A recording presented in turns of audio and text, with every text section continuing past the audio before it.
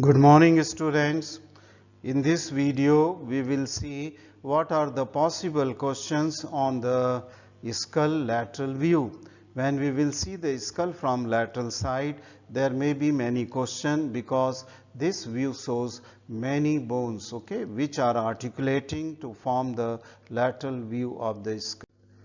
Now, see here the two diagrams are shown here. One is with the color bones so that it will be easy for you to understand how many bones are taking part in the formation of the lateral bone. So, in this lateral view, naturally when you will put it into the Frankfurt plane, okay, then you will see that there are many bones, and the first question naturally as it will be, what are the bones which forms the lateral view of the skull. Then you start speaking right from the anterior end towards the posterior end, follow a sequence, okay, that is begin with the frontal bone. Let us see my pointer. See, it is on the frontal bone which forms the forehead. You can say that this is a single frontal bone which is seen from the lateral ost on the more anterior and superior aspect of the lateral view. Then it articulates posteriorly with that of the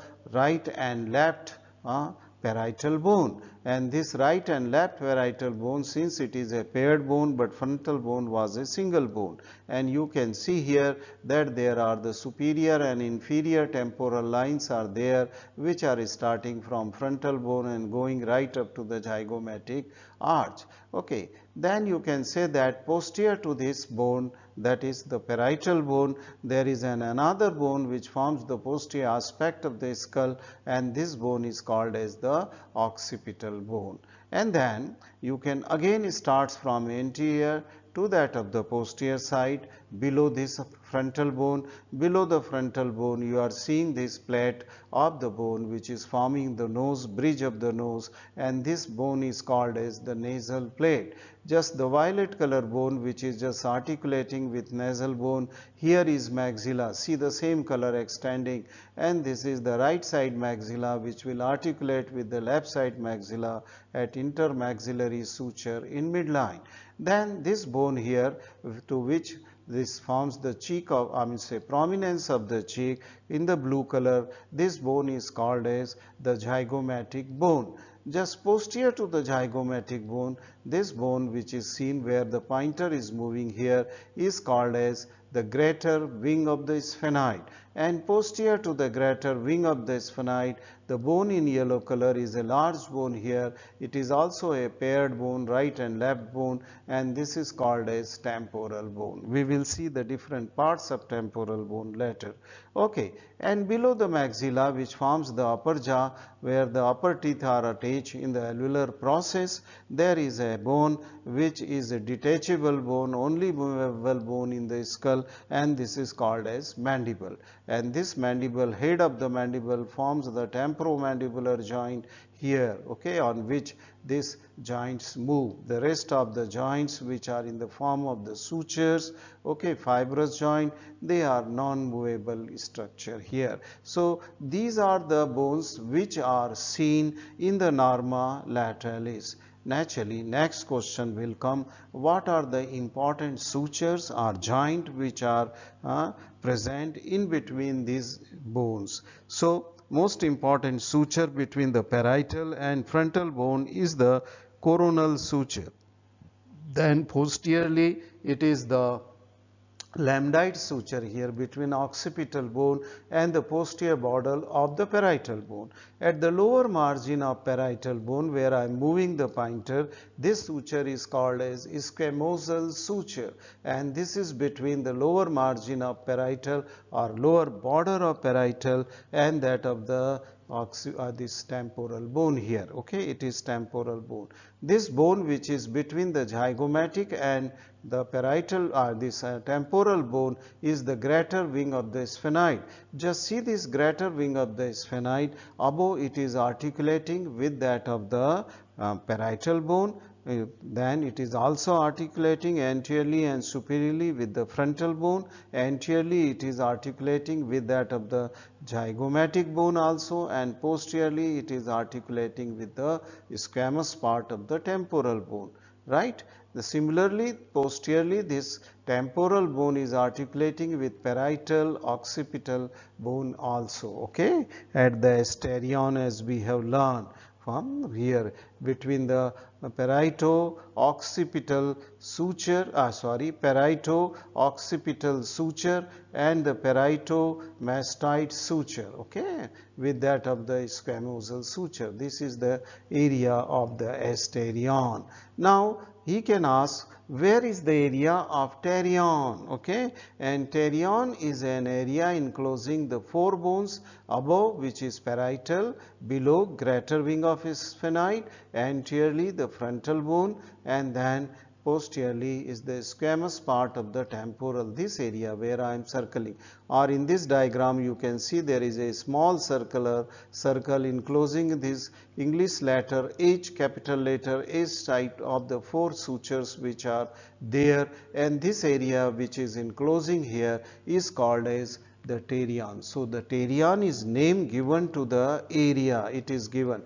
Then naturally the next question will come, what is the clinical significance or implied importance of this pterion, why you are I mean to say learning this area. You may say that just deep to it inside the cranial cavity, applied on the under surface of this pterion area, there is the presence of the artery, what is called as the middle meningeal artery, and this artery usually get rupture in the roadside accident because it is just touching to that of the bone, it is grooving the bone, so it is liable to rupture, which lead to the bleeding just deep to the bone, extradural hemorrhage outside the dura mater and between the bone line, that is the clinical significance of this bone here. Then you can see that he can ask that where is the temporal fossa, and temporal fossa is bounded by the inferior temporal line, which start right from this zygomatic process of frontal bone, crosses to the parietal bone, then crosses the squamosal suture, and then running on to the temporal bone, and then coming on and fusing with the superior border of this zygomatic arch. This whole area encloses a fossa called as the temporal fossa, and then he will ask why the temporal fossa is called as temporal fossa, because it gives, the whole fossa gives attachment or origin to a muscle called as temporalis muscle, okay, and the inferior temporal line gives attachment to the temporal fascia, which is also attached to the superior border of this zygomatic arch. Then question will come that what is a zygomatic arch, how it is formed.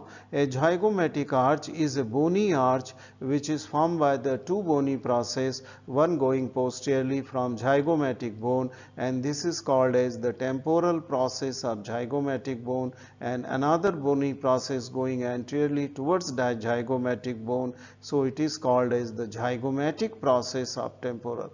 When this both process they meet each other at this suture, zygomatico-temporal suture, here this forms an arch, and deep to this arch many structure will go from temporal fossa towards another fossa here, which is deeply situated, called as the infratemporal fossa.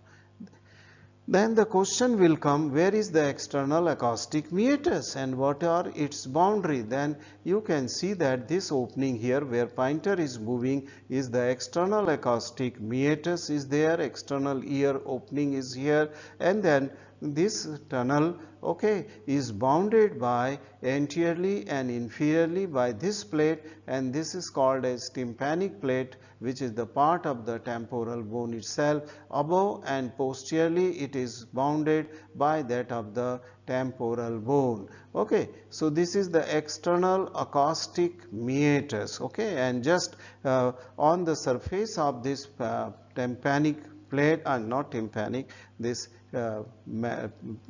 plate, there is a bony projection going, okay, tympanic plate, there is a bony projection going, and this is called as spine-like projection, styloid process. It is the styloid process.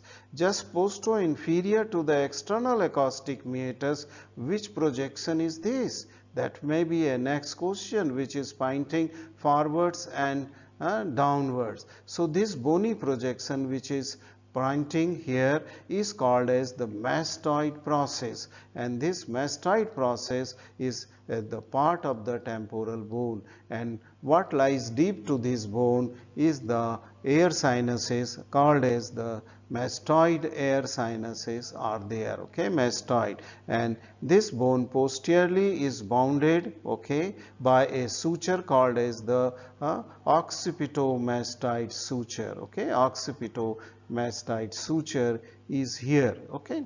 So these are the questions which can be asked in the norma lateralis. I have already described this foramina, that is the infraorbital foramina. These are the alveolar process where pointer is moving, which gives attachment to the maxillary teeth, and alveolar process which gives attachment to the mandibular teeth. This foramina here is called as the mantle foramina.